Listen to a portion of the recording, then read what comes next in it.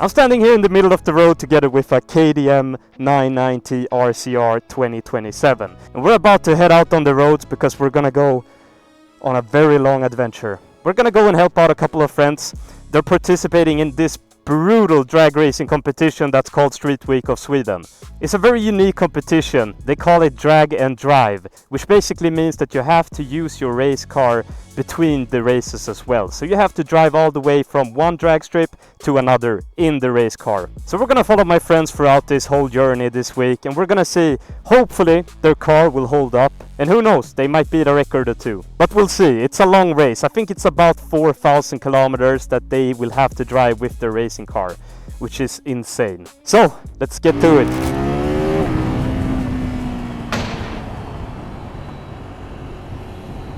Oh man, this bike feels good. I've been missing riding something other than the 701, to be honest. I really enjoyed having the Opel and 801 last summer. The yellow beast, man, that was such a blast. But this is something else. It's another category. I don't really think that you can compare those two bikes.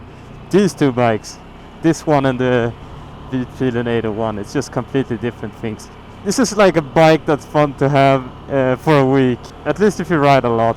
So it's Saturday now. Next week is the official start of the Swedish holidays. Not the holidays, vacations. So that's why there's this much traffic on just a random spot on the highway on a Saturday.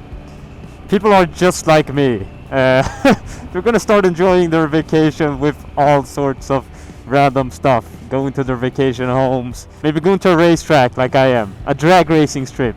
Sorry, not a racetrack. Well, I guess Mantorp they do have a racetrack as well. It's not only a drag strip. So yeah, and then there's probably a crash. You know, you got the kids, it's the first day of vacation, and the kids in the back, they start arguing. Are we there yet, Dad? Are we there yet? Gotta watch out for fellow bikers. Oh man, it's a never-ending queue. You can see it's like a whole squad of bikers doing the same thing. That's what I'm talking about. I don't think this is because of an accident. I think this is just because of vacation times. Oh well, glad I'm not in a car.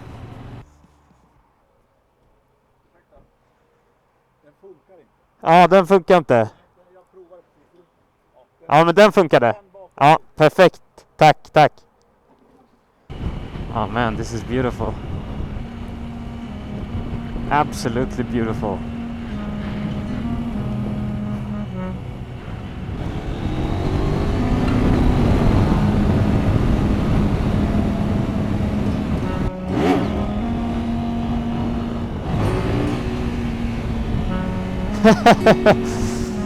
That's a good wheelie. Man, what a beautiful neighborhood. What a beautiful area. Oh man, this bike is so sick. It's insane. It's pretty odd that you can't use the navigation while the bike is turned off. I mean, you gotta turn on the bike to get the navigation to work. But I mean, that's a weird problem to have on a motorcycle. I mean, we're really in 2027. I love how it remembers my choices. That is cool. Okay, let's go. Gotta get a feel for the bike. I can't see. Man, I don't get how people can wheelie sport bikes. You really gotta be confident that there's no one in front of you. Which reminds me of this video where this guy on a sport bike is just coasting. He's coasting, clutch coasting, and then just rear ends a car in the middle of the street. So I do know that navigation is a part of the extra package that you gotta pay for, and I think it's pretty expensive, but I do think since this navigation is able to work without a phone connected, I think that it's really dope, because there's nothing worse with GPS that requires a phone connected, because that really destroys the whole point. So when I get to the drag racing track, I'm gonna explain the rules better, just so you guys get an understanding. But just very shortly, the race is in different locations. I think it's in 4 or 5 different tracks in Sweden. And I'm gonna be on at least 3 or 4 of the race tracks. And that's just because of the weather. One of the track is up in Sundsvall. And if you're from Sweden, you do know that Sundsvall is very, very far up north. So that would be a struggle. Let's see if I can pop a wheelie in 3rd gear here. Okay, I think I gotta be in higher rev. Yeah, it might be possible actually. Yeah, that's no issues at all.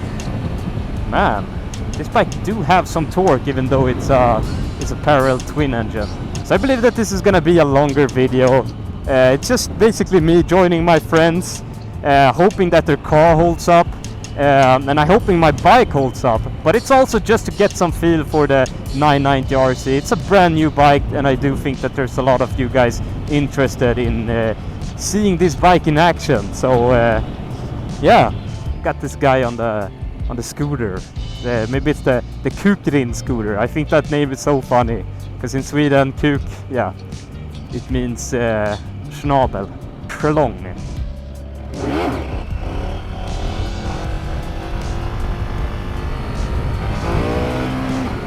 It's all good except that it's pretty hard to balance, you know. It's hard to balance and it's hard to see. It's like the worst trait of doing wheelies. What is that? What is this? Oh, whoa. It's just a yard sale. I thought that was like some po-po thing. So when I first sat on this bike, I was like, damn, I'm not gonna be able to ride far with this bike. I'm gonna hurt all my joints, my knees and everything. But after like, I've only been on this bike for like 500 kilometers now. And I mean, it's good. It's good. I'm already used to the bike and the sitting position and so on. I mean, it's not the most comfortable, but of course it's not. I'm coming from a 701 that's like 100% upright seating position, so of course it's gonna be like this. Man, it's windy today. But if there's one thing I really like about this bike is the way I feel. I feel so cool. I know it sounds ridiculous, but I do feel very cool. Gotta watch out for this old man. Let's see, third gear here. Yeah, third gear picks up very good. Man, I was like shocked how easy it picked up. There's so many beautiful places in Sweden, in like these small places, but it's unfortunately it's hard to find jobs around here. I wish I was a plumber or something. Let's see, let's try in a bit lower RPM third gear. Nah.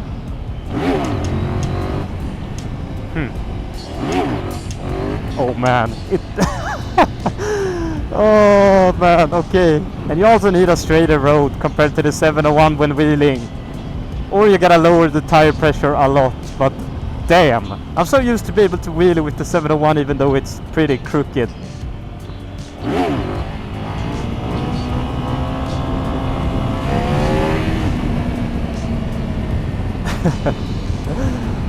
Being 12 o'clock on a sport bike does feel better than the 701 though. I gotta admit it, I'm pretty sold. Feels like you're taming the beast. That's so silly. I'm pretty nervous about Street Week because there's not gonna be any showers, that's for sure.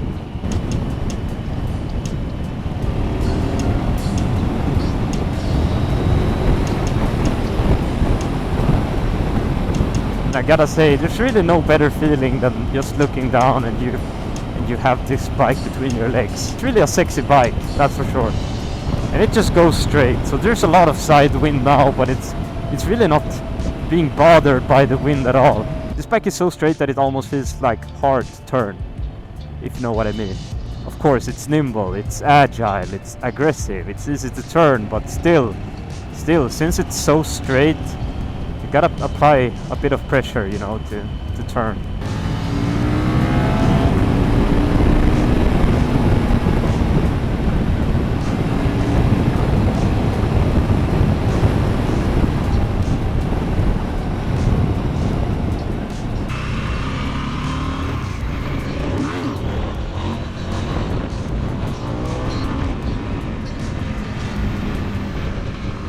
So after a couple of hours of riding, I finally arrived at Mantorp Park, where I was gonna meet up with a friend, and I knew he had a camper with him. That was gonna be my sleeping place for the night. Oh, and yeah, I was afraid of getting bed bugs, but it did look fresher than I thought.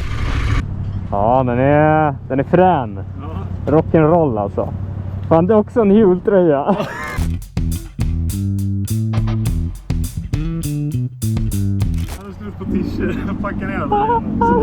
Man, I always use my gear, but now we're just gonna go like 500 meters, so yeah. And I forgot my gloves inside the camper. Don't blame me. I feel like the Brazilian guys. Man, we're gonna get bed bugs. And look at this guy. Man, he's... Damn. Okay, I guess we're going in the camper lane. Ja, jag har biljett också.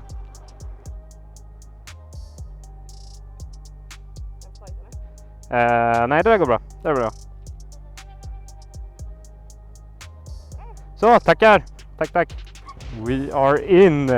Let's see, camping. I guess it's this way? No? Yeah, it is. I'm just guessing this is the camping. Alright, so here we are, Streetweek 2026. Man, we got a little kid already. He's already a dangerous fella. Man, there's so many cars. Where am I going? This can't be right. This gotta be the wrong way. Alright, this looks about right. Let's see if we can find our friends here. Hey bro. We're already breaking the laws. We got the fastest pit bike here, that's for sure. We got a pretty good wheelie straight here. Man, this is my first time camping like this. It's gonna be interesting. Ja, det gör ju det.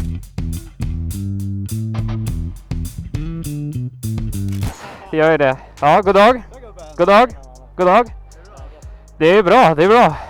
Ja, jag vänder där borta. I asked the staff if I could just stay on the camping spot instead of going to the parking lot. And they said yes, as long as you don't do burnout. Why would I do burnouts here?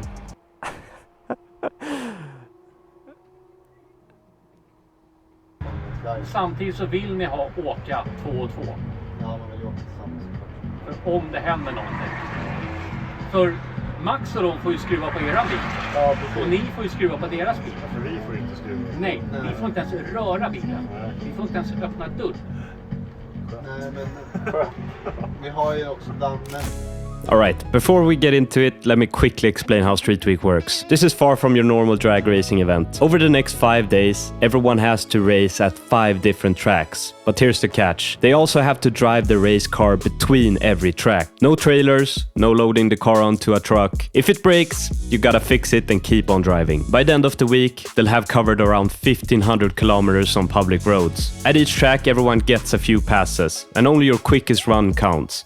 At the end of the week, they average your best time from all 5 tracks, and whoever has the fastest average in their class wins. And the rules don't stop once you're off the track. Drivers are allowed to help each other out with repairs, blend tools and so on, but outside mechanics aren't allowed to work on the cars. So if your car needs fixing, it's either up to you or someone else in the competition to help you fix the car.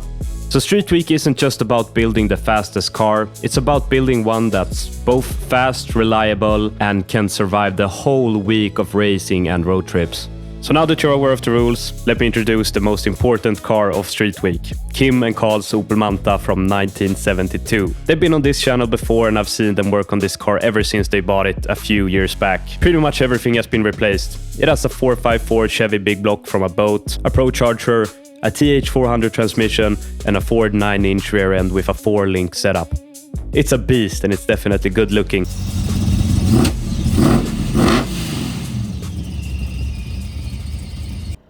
Kim and Carl spent the rest of the evening preparing the car for tomorrow's races. So I decided to eat some food and then jumped back on the bike to enjoy the sunset.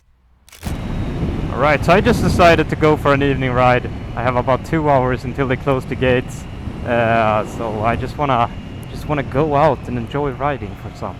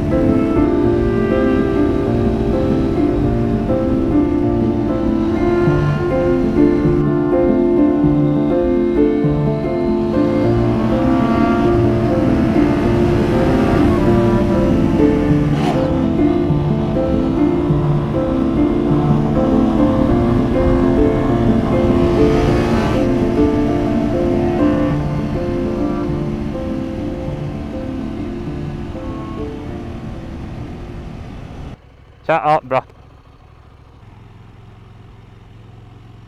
I never thought that I would ever say this, but this camping is beautiful.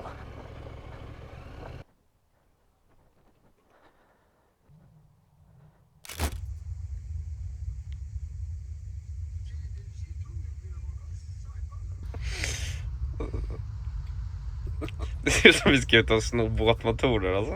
Men gud vad vidrig bild, varför tar du en bild?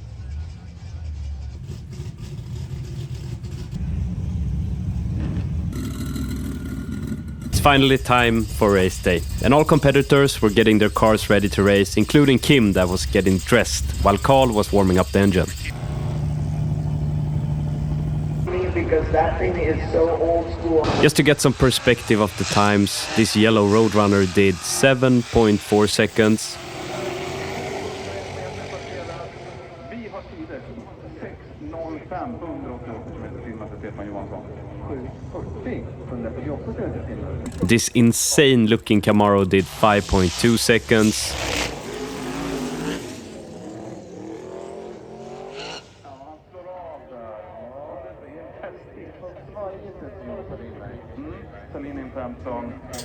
And the most famous car of them all here, another Camaro, did 4.2 seconds.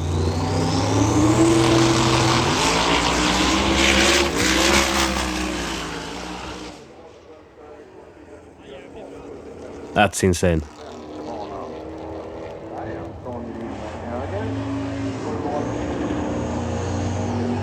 Now it's time for my friends. It's the beautiful Opel Manta in the right lane.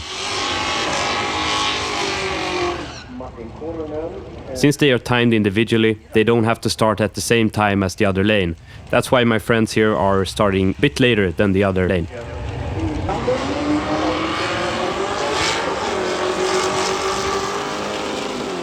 They came in at 6.4 seconds for the first run, and that's a number they are very satisfied with.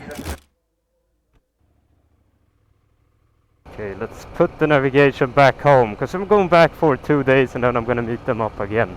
And it's so nice they got a good time as well. Couldn't be happier for them. They were satisfied after their first run.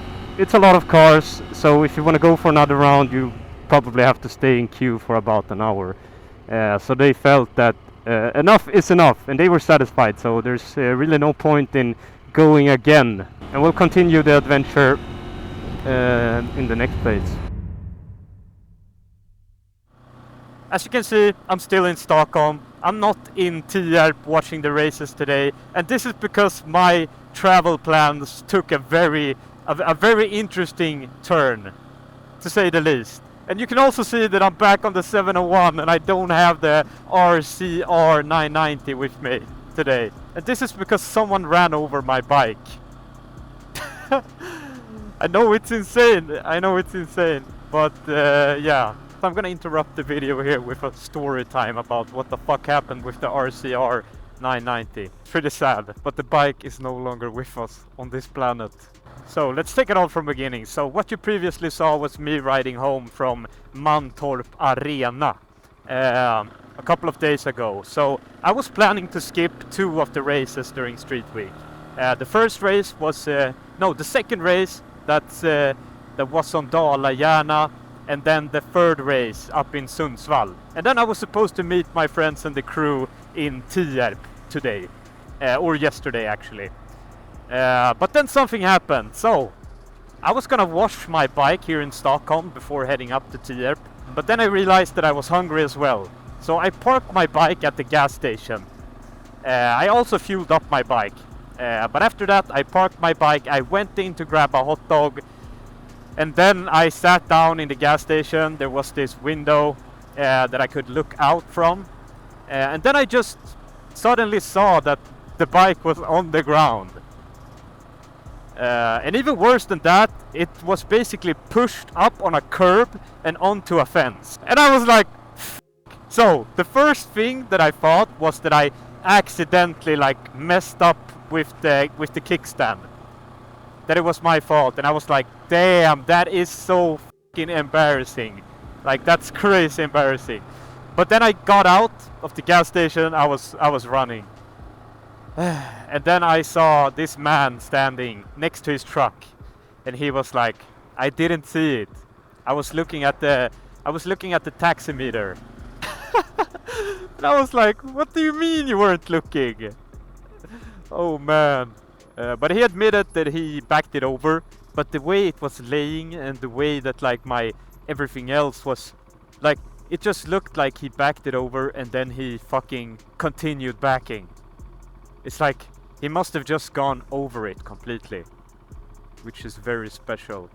So the sad thing is I had my girl with me, and I don't usually put my helmet on the bike, but this time I did. And my girl, she did it as well. So both our helmets got totally wrecked. My new camera on the helmet, totally wrecked. My car though, totally wrecked. Everything just totally wrecked. So yeah, that sucks. That sucks. And of course it sucks for the bike. So I had to wait for the bike to be towed. So that's a bummer. That's a bummer. That's why I'm on the 701. And I didn't want to bring the 701 to a 10-hour ride. That's worse than getting your bike ran over by a stranger. So yeah, I just decided to cancel the plan. Sad day for the RC 990R. And I didn't even have time to record a video with it. Like, I was planning to make a review and so on and so on. I think I had 3 videos planned with that bike, but yeah. There's no RC 990 with us anymore. And it's been a long time since I was in an accident, so I didn't really remember, like, what the hell am I supposed to do? But then I figured it out. I took a picture of his license, I took his phone number and so on and so on. But, I mean, it's no issues. He basically admitted on the spot that it's his fault, so. And the saddest part about it is that the RC 990R, RC 990R, it has built-in protection on the sides. It's like this, you know, regular plastic protections. But since he backed over the bike and then like pushed it and dragged it onto the curb, it totally missed the protection. So everything else was just trash. So all the instruments here, the whole side of the bike, like the license plate holder was just ripped off. Just complete disaster. And it's super sad I lost my helmet with my motovlogging setup, so I had to like fix this helmet. This is a motocross helmet, and I had to be the most creative I've ever been to get this working. But I think it's working fine. But it's hard on a motocross helmet because there's so much air just running through it, you know. But shit happens, shit happens. I can always get a new helmet, but I can't get a new RC 990R. I'm just kidding. It's quite sad how fragile bikes are. It's like, if I had a car parked, it would take a lot of damage to not be able to drive away from the accident. But since it's a bike, it just tips over and then it's just wrecked. And what low-key bothers me, the most is that the guy who ran over my bike, he didn't even care that much, you know. Of course, he was working, so I guess he just considers it as a like work accident. But you know, he was very unbothered. He didn't care. But there's a small chance he thought the 990 RCR was like a bicycle or something. So yeah, shit happens. But I'll summarize what happened on Street Week. So I'll cut here to voiceover Hoysack. Take it away. So my friends, they had to continue the journey without me, and everything went good. The car held up the whole journey from start to finish, and they did beat their personal best time with 6 seconds and 25 milliseconds.